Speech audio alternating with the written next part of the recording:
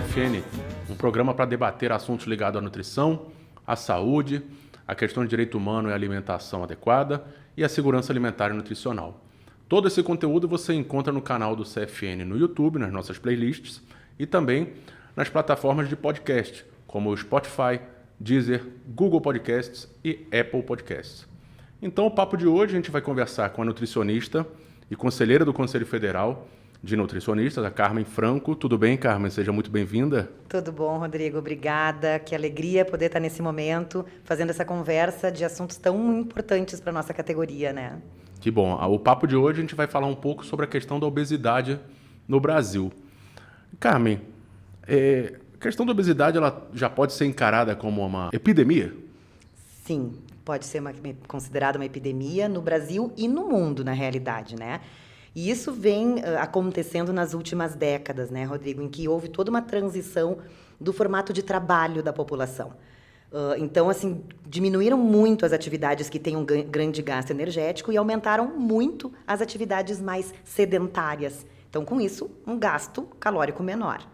Em paralelo a isso, todo um movimento da indústria de alimentos. Então, a gente tem muito mais praticidade, facilidade de acesso a alimentos processados e ultraprocessados. E a busca deles muito pelo quanto nos agrada, ou tem até uma certa moda no consumo, mas também pela praticidade que eles trazem. Só que esses alimentos trazem consigo uma grande concentração, em geral, de açúcar ou de gordura, que então acaba então repercutindo no valor calórico dos alimentos, sem falar que tem grande concentração de sal, de aditivos químicos, ou seja, não foi uma boa opção como troca de forma de alimentação. Mas aí a gente poderia parar e pensar assim, tá, mas de certa forma, se antes o nosso grande problema era a desnutrição, talvez isso seja um pouco, vou usar um termo assim, menos pior, né? Porque as pessoas têm mais acesso. E eu vou te dizer que não é bem assim.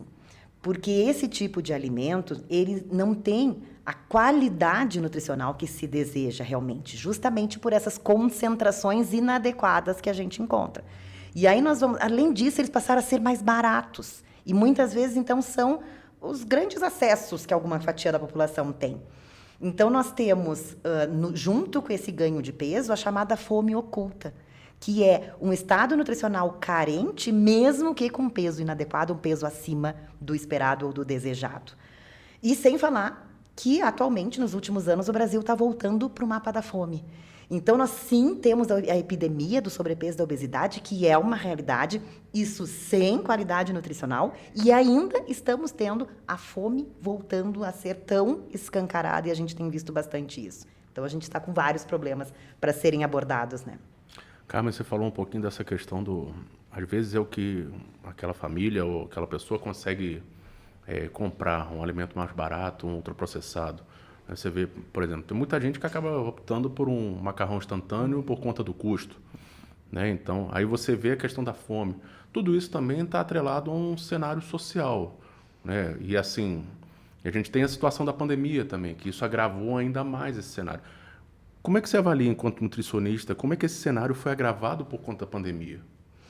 A pandemia, de novo, eu não consigo nunca falar de um assunto sozinho, né? Eu acabo sempre tendo que trazer os dois, porque a pandemia contribuiu com os dois lados. Está contribuindo, né? Porque ainda não acabou e a gente ainda está vivendo as consequências dela. Mas, então, assim, por um lado, a pandemia trouxe muita ansiedade e, muitas vezes, a ansiedade é traduzida no consumo alimentar. A pandemia fez as pessoas ficarem mais em casa e, estando em casa, a rotina da alimentação, e eu uso o termo rotina numa forma singela de falar rotina, não estou chamando de ruim, mas o estilo alimentar ele modifica, a gente tem acesso e enxerga o alimento o tempo inteiro, então muita gente passou a comer muito mais. Aquela facilidade está ali, aquela né? facilidade, está o tempo inteiro ali. O pote de biscoito está ali. Exato, quando a gente está trabalhando, a gente tem a hora que consegue parar. Isso. Em casa, não. Então, sim, a pandemia trouxe como repercussão o ganho de peso de uma boa parte da população. Por outro lado, a gente está vendo também claramente que a pandemia trouxe desemprego, a pandemia trouxe diminuição de renda de muita gente, e nós estamos enxergando na mídia como um todo as pessoas tendo que comprar subprodutos alimentares, né? Então, a pandemia contribuiu com o ganho de peso, sim, da população, e contribuiu com a chegada da fome de novo, da miséria e da fome. Então, de novo, né, dois super problemas para a gente estar abordando, né? O Carmen, você como conselheira de um órgão federal, numa autarquia federal, assim, como nutricionista e cidadã, como é que você enxerga essa questão da fome? A gente vê umas cenas que são tão dramáticas, como é que isso é visto? É uma dor, né? Assim, a pessoa que, quando está com fome, ela perde a dignidade, né? Porque a condição de manutenção de vida está sendo, está distante dela, né? É muito triste. Enfim, né? O que a gente vai precisar é de ações, sim, de políticas públicas. Muitas vezes existem, né, aqueles conceitos, mas será que alguma dessas é assistencialista e não poderia ser assistencialista? Vamos ensinar a pescar e não dar o peixe. Mas quando a pessoa não consegue comer, não tem como aprender a pescar. Ela precisa primeiro comer para depois conseguir aprender a pescar. Então, assim, é muito complexo. Mas precisa de vontade política, precisa de engajamento de quem conhece o assunto, né? E de quem tem a caneta na mão, que é quem vai conseguir, então, traçar essas políticas para a gente poder abordar, né? Certo. Voltando um pouquinho nesse papo na questão da obesidade, né? Com o nosso tema central, mas a gente acaba, né? Um tema vai sendo destrinchado. Os números da obesidade no Brasil, eles chegam a ser considerados alarmantes, né? Porque 27% da população já é considerada obesa, né? E aí, como é que acaba sendo uma reversão desse cenário? Como é que a gente faz para conseguir reverter esse cenário?